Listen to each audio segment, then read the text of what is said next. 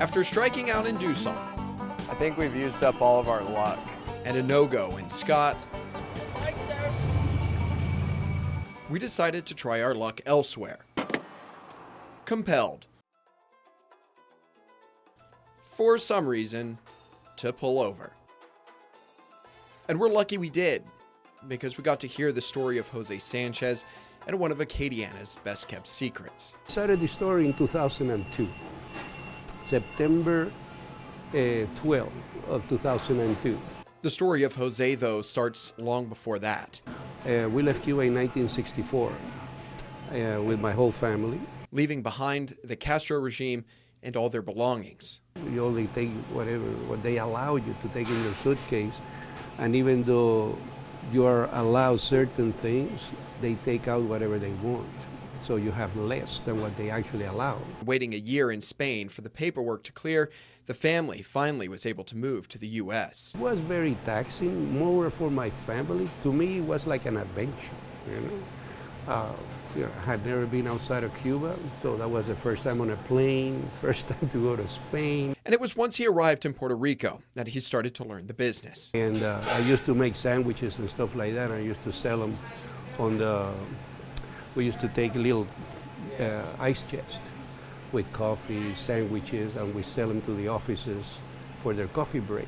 Showing an entrepreneurial spirit at a young age and taking in lessons from his father. My dad has always been an entrepreneur. You know, he had all kind of businesses, so hotel, restaurant. His father, now the namesake for his store. It's my dad's nickname. In Cuba, a lot of Jose are either named Pepe, Pepin, Papo, you know. The store, much like Jose, is a blend of different influences. I was born in Cuba, but raised in Puerto Rico, and I have that Caribbean influence, you know. Which makes it, not so surprisingly, seem home right here in Cajun country. I think this area is so rich, and it's so much alike our culture. You know, to me, it wasn't a culture shock. It was surprising to find so many similarities. It was LSU that brought Jose to Louisiana, but something else that brought him to Acadiana.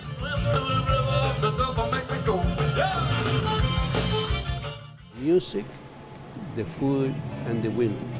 Not necessarily in that order, but that's why I came. I came to Lafayette and I stayed. I loved it. A culture that he could relate to instantly made Lafayette feel like home. I loved it. They had a fedo going on at Blackham Coliseum, and they had the music, they had the food. Coming from a family of musicians, Jose made himself part of the scene.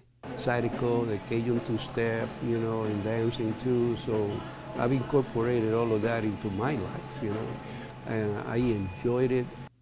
While playing in his own band, Latino Pulse, and playing with some of the greats.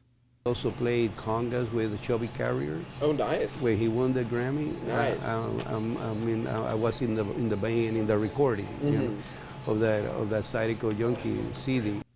Even picking up a few moves along the way. So it wasn't hard for me to figure it out. Because like Zydeco, you dance it kind of sideways, and Latin, you dance it forward and back.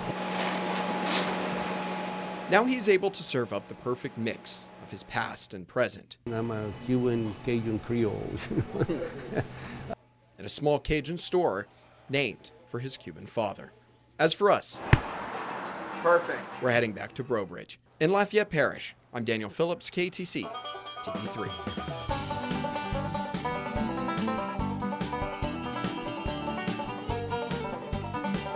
That rooster's making a lot of noise. Should interview him. Seems like he's got a lot to say.